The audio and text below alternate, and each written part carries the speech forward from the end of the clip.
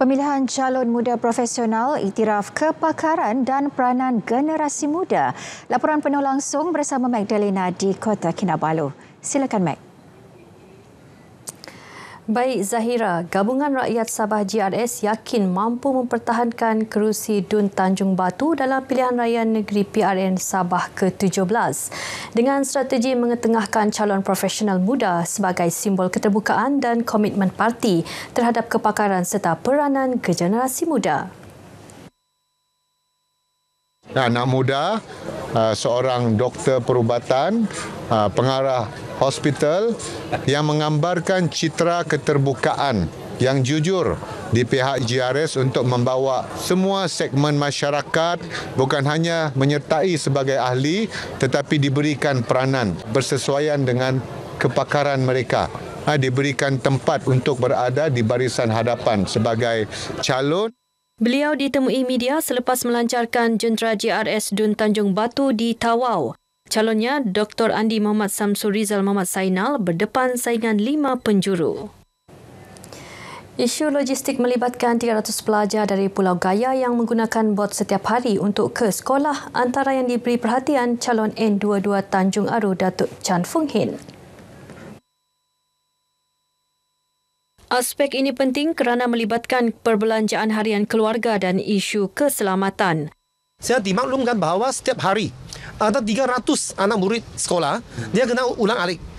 Sama ada dari pulau ke darat atau dari darat ke pulau untuk menuntut pelajaran ni. Kalau saya menang, saya akan memperuntukkan sebahagian daripada peruntukan kawasan dan pada masa yang sama pun mencari tanah-tanah tambahan supaya kita memberikan tambang pot percuma. Ketika sesi tinjauan mesra di Pasar Sembulan, Kota Kinabalu, Datuk Chan juga mahu isu kesesakan trafik di kawasan Tanjung Aru diselesaikan. Memandangkan peningkatan pengunjung ke pantai Tanjung Aru, laluan pintas baharu di Shore dilaksana sebagai langkah mitigasi. Perbincangan awal mengenainya telah dijalankan bersama pihak berkuasa tempatan. Memperkasa pendidikan TVET di kalangan anak muda mampu mengisi tawaran kerjaya daripada pihak industri. Peluang ini harus dimanfaatkan agar tiada yang terpinggir di sepitang. Jelas calon Pakatan Harapan PH, Datuk Yamani Hafiz Musa, permintaan tinggi dalam sektor TVET harus direbut bagi meningkatkan kualiti kehidupan anak muda. Kita juga peka yang kita perlu adakan satu technical college di sini supaya peluang pekerjaan yang datang daripada Samur, yang datang daripada FLNG 2, E-Steel dan sebagainya, kita dapat manfaat sepenuhnya, bukan saja dari segi economic scale tetapi juga peluang pekerjaan untuk anak-anak muda kita sekarang. Ditanya mengenai manifesto pilihan raya, beliau yang dicabar 9 calon lain menyatakan menggunakan pendekatan kempen secara bersemuka dan media sosial bagi mendekati pengundi. Kawasan Tanah Merah Sandakan berpotensi dibangunkan menjadi hub makanan laut selaras popularitinya di kalangan kaki makan. Calon Pakatan Harapan Dun Keramunting Datuk George Hew Vun Zin bertekad merealisasikan pembangunan tersebut bagi meningkatkan ekonomi nelayan dan komuniti di kawasan itu. Saya mau jadikan sini seafood hub supaya kita boleh menarik lebih banyak perancong untuk datang sini makan seafood. Kita tidak mau lagi semua seafood ini ekspor ke luar negara. Beliau ditemui media pada program Santai Madani di Tanah Merah Sandakan. Datuk George Hew Vun Zin yang juga penyandang kerusi N54 Keramunting akan berdepan saingan daripada 4 calon lain. Pembangunan hub belia bakal diperkasa selaras peratusan tinggi bilangan belia di Dun Tanjung Keramat. Potensi diri golongan itu akan diberi keutamaan menerusi pelbagai aktiviti ekonomi termasuk menumpukan kepada latihan kemahiran. Calon GRS Tanjung Keramat Shah Alfi Yahya optimis jika anak muda diberi peluang, mereka mampu membawa lonjakan besar kepada pembangunan komuniti setempat. Saya percaya dengan adanya hub ini mampu mereka mewujudkan belia-belia yang berdaya saing, belia-belia yang berkualiti. Dengan ada hubnya ini juga, belia-belia ini tidak tercicir daripada bantuan-bantuan kerajaan atau sebarang informasi yang memberi kebaikan kepada belia-belia di Tanjung Keramat ini. Tanpa meminggirkan mana-mana pihak, beliau memberi komitmen bahawa setiap aspirasi masyarakat Tanjung Keramat akan dipertimbang dalam perancangan pembangunan akan datang. Beliau menyatakannya pada sesi tinjauan mesra di Putatan. Kali pertama dicalonkan dalam PRN Sabah, calon Barisan Nasional N53 Sekong Muhammad Zarif Aizat Samsudin kekal fokus mahu memperkukuh pembangunan belia. Di samping itu, aspek kemudahan asas turut ditumpukan. Keutamaan saya lebih kepada pembangunan belia dan juga kemudahan asas. Seperti kita lihat di Sekong ini, kemudahan asas begitu tidak baik. Beliau berkata demikian ketika ditemui di Kampung Bambangan, Sandakan. Sementara itu, Ahli Majlis Tertinggi UMNO Datuk Seri Abdul Aziz Abdul Rahim menyeru rakyat Sabah menunaikan tanggungjawab mereka pada 29 November ini demi menjamin masa depan negeri dan negara. DUN N53 Sekong menyaksikan pertembungan 6 penjuru. Penempatan aset baru ex-United States Coast Guard kata USCGC Steadfast di Sabah bukti komitmen berterusan kerajaan memperkukuh keselamatan perairan di negeri ini. Penempatan aset itu dilaksana selepas proses penambahbaikan dan penyelenggaraan kapal selesai. Kapal peronda luar pesisir KM Fatimah yang ditempatkan ketika ini di Sarawak turut memperlihatkan keutamaan kerajaan dalam menjaga keselamatan perairan Sabah dan Sarawak. KM Fatimah, OPV yang disiapkan tahun lepas kita letak di Sarawak. Yang ini kita akan letak di perairan Sabah. Ini nak tunjukkan bahawa keutamaan menjaga perairan di Sabah dan Sarawak adalah keutamaan kita. Beliau ditemui media pada program Santai Madani bersama calon Pakatan Harapan DUN Karamunting, Datuk George Hiu dan DUN Gum Abdul Said Pimping. Nikmati bekalan elektrik lebih stabil antara harapan rakyat di DUN Karamunting Sandakan yang sudah ditunaikan oleh Kerajaan Persekutuan dan Negeri. Perkongsiannya bersama Saleh Jikri dalam Madani Maju Makmur.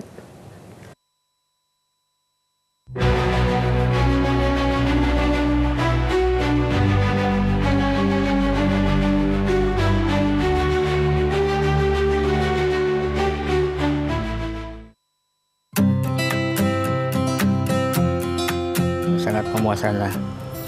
Ini punya elektrik jarang mati lah. Baguslah untuk kehidupan seharian kan. Harapan nanti akan bertambah lebih baik lah.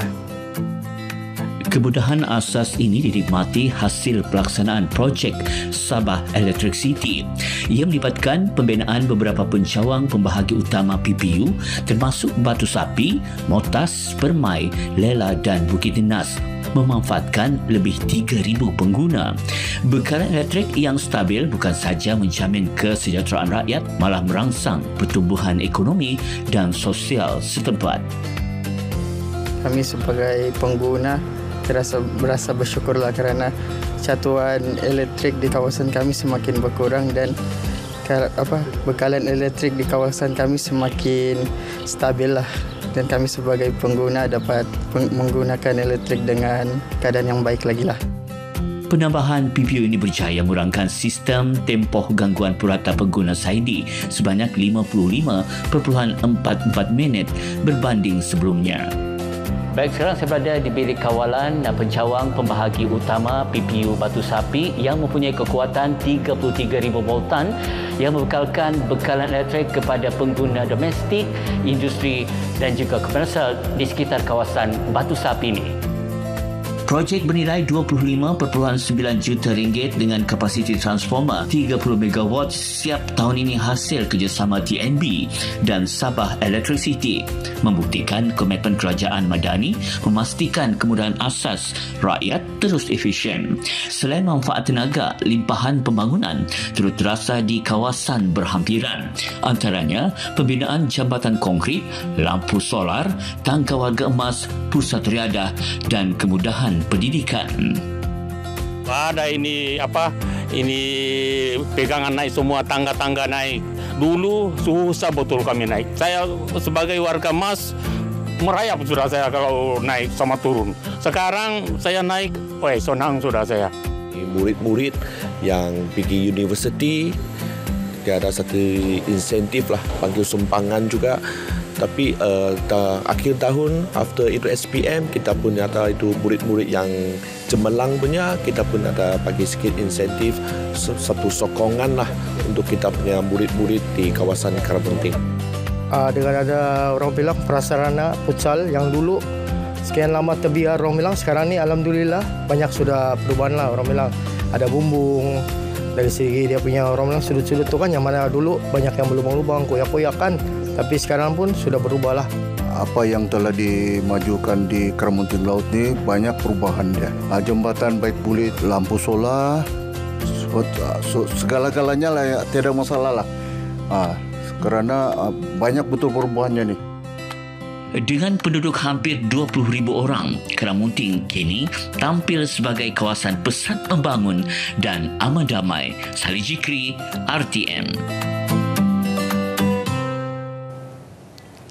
Lebih seabad, Menara Jam Atkinson menceriakan pemandangan di Kota Kinabalu. Simbol sejarah yang menghubungkan masa lalu dan masa kini tampil segar seiring kesediaan menyambut kedatangan pelancong sepanjang tahun melawat Malaysia 2026. Laporan Nirona Newman.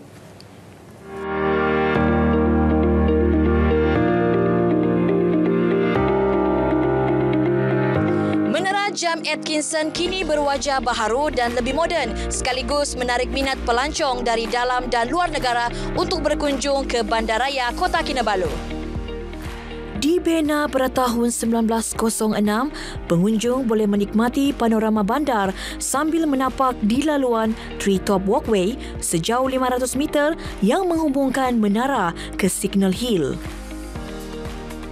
Menurut Mayor Bandaraya Kota Kinabalu, Datuk Seri Dr. Sabin Samita, projek pengindahan dataran Menara Jam Atkinson siap dinaik taraf pada 13 September lalu.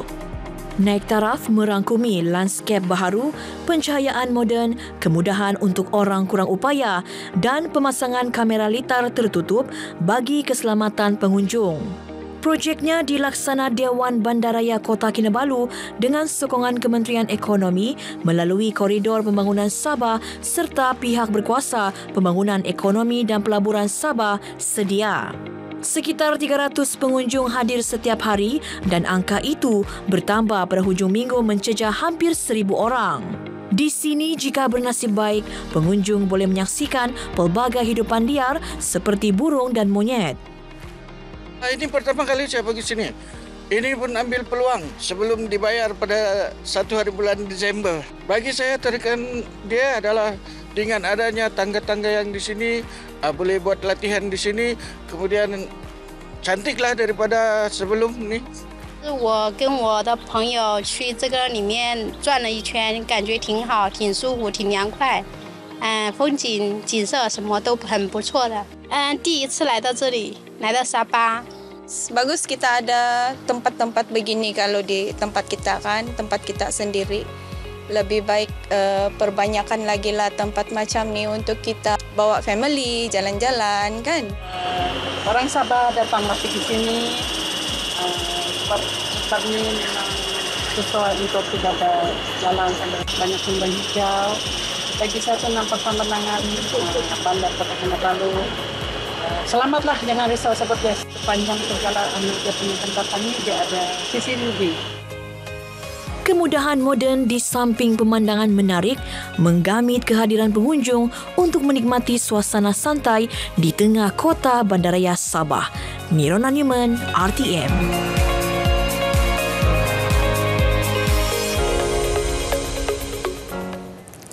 Program Keusahawanan Jiwa Wanita 2025 terus menjadi platform penting memperkasa usahawan wanita Sabah, terutama dalam mendepani perubahan ekonomi global dan arus pendigitalan. Pengarah Jabatan Hal Ehwal Wanita Jehwa Haslina Ismail berkata, pelbagai pendedahan ilmu disediakan menerusi program berkenaan. Merangkumi 32 kursus kemahiran, ceramah serta sesi perkongsian bertujuan meningkatkan kemahiran dan keyakinan diri para peserta dalam bidang keusahawanan. Perasmian program disempurnakan isteri yang di-Pertuan Negeri, Puan Faridah Tusin. Turut disampaikan bantuan geran peralatan kepada para usahawan wanita dari pelbagai daerah di Sabah. Sejak tahun 2016, ramai 927 usahawan wanita menerima geran bantuan peralatan melalui JEHWA. Baik, sekian perkongsian dari Negeri di Bawah Bayu. Kembali bersama Zahira untuk lebih banyak perkembangan semasa dalam negara.